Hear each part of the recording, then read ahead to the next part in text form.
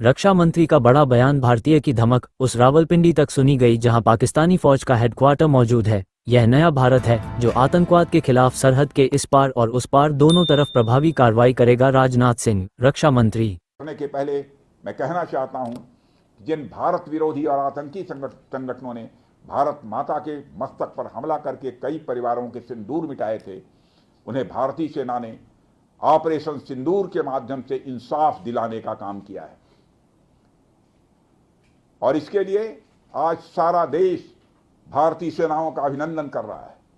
Operation सिंदूर सिर्फ एक सैन्य कार्रवाई भर नहीं है, बल्कि भारत की राजनैतिक, सामाजिक और सामरिक इच्छा शक्ति का प्रतीक है।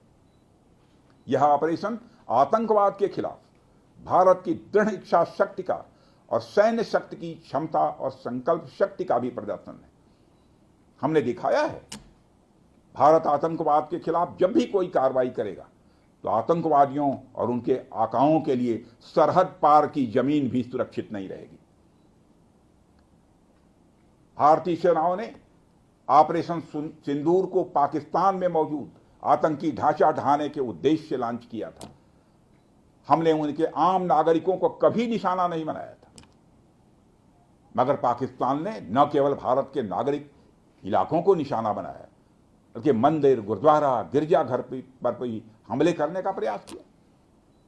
भारतीय सेना ने शौर्य और पराक्रम के साथ साथ संयम का भी परिचय देते हुए पाकिस्तान के अन्य ठिकानों पर भी प्रहार करके करारा जवाब दिया है।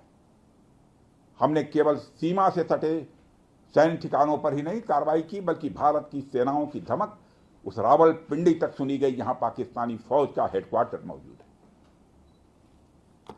मित्रों, भारत में आतंकवादी घटनाएं करने और कराने का क्या अंजाम होता है, यह पूरे विश्व ने उरी की घटना के बाद देखा, जब हमारी सेना ने पाकिस्तान में घुसकर सर्जिकल स्ट्राइक की। पुलवामा के बाद देखा, जब बालाकोट पर एयर स्ट्राइक की गई। और अब पहलगाम की घटना के बाद दुनिया देख रही है कि जब भारत ने पाकिस्तान के भीतर घुसकर मल्टीपल स्ट्राइक्स की हैं। आतंकवाद के खिलाफ जीरो टॉलरेंस की नीति पर चलते हुए हमारे यशस्वी प्रधानमंत्री श्री नरेंद्र मोदी ने स्पष्ट कर दिया है कि यह नया भारत है जो आतंक के खिलाफ सरहद के इस पार और उस पार दोनों तरफ प्रभावी कार्रवाई करेगा। यह हमारे प्रधानमंत्री जी ने स्पष्ट रूप से यह संदेश दे दिया है।